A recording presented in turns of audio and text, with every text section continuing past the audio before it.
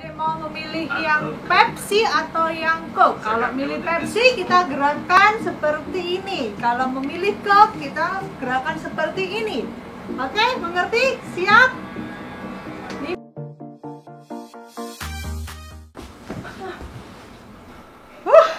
Menguras tenaga sekali mengajar anak SD. Energinya banyak banget.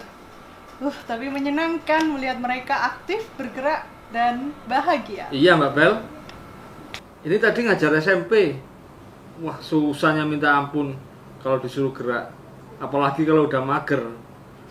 Tapi anak SMP itu kalau disuruh mikir, kritis, analisis, kerasan mereka.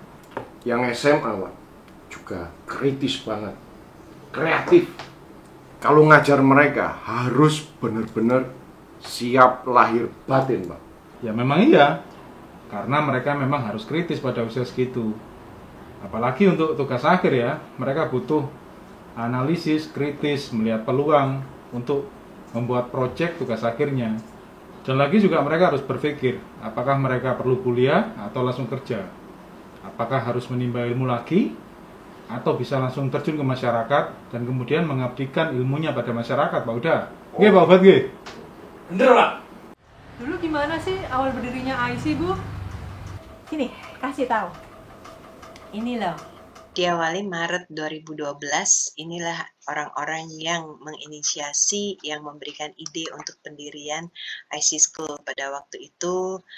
Selain tadi ada Pak Heru, ada Pak Rahmat, kemudian ada Pak Dwi Probo, Pak Otot, dan ada Pak Dedi Duto dan Pak Toto yang tidak ada di sini yang mengawali berdirinya IC School yang kemudian kita sebut dengan PKPM Insan Cerdas Indonesia. Terus murid pertama IC siapa, Bu? Nah, itu bisa dilihat. Jadi IC itu sekolah baru buka yang ada peminatan di bidang DKV. Berhubung dari kecil aku juga suka gambar dan bingung mau lanjut kemana setelah SMP. Akhirnya aku putusin masuk IC biar bisa ngembangin bakat yang sudah aku punya. Setelah 3 tahun, IC ngadain program inkubasi bisnis yang mana nambah 1 tahun lagi yang isinya full project sesuai dengan peminatan masing-masing anak. Itu waktu ada project kolaborasi untuk pitching kalender. Nah, di project itu aku selain mendesain juga dipercaya buat presentasi soal karya yang sudah kami buat.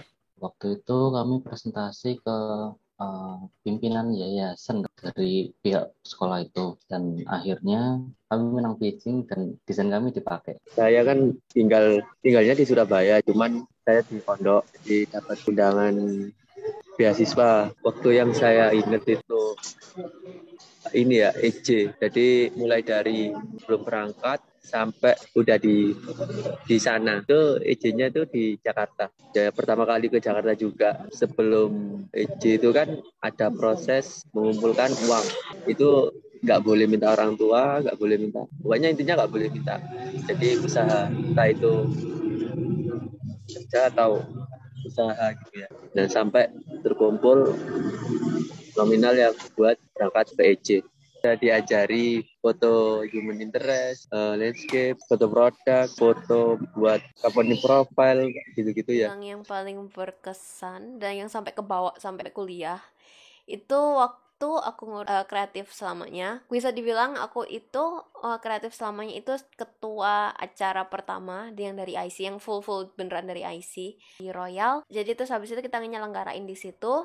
Dan di KS juga, a certain public figure, Kak Seto, itu sempat mampir ke KS. Dan aku juga sempat nunjukin soal bukuku.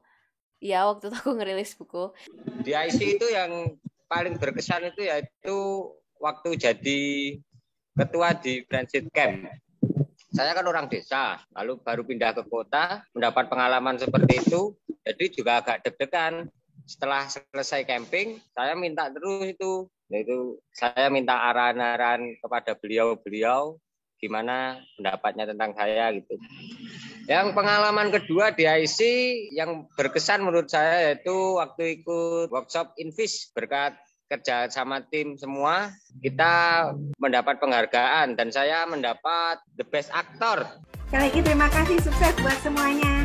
Assalamualaikum. Waalaikumsalam. Ya, balik ngajar dulu ya.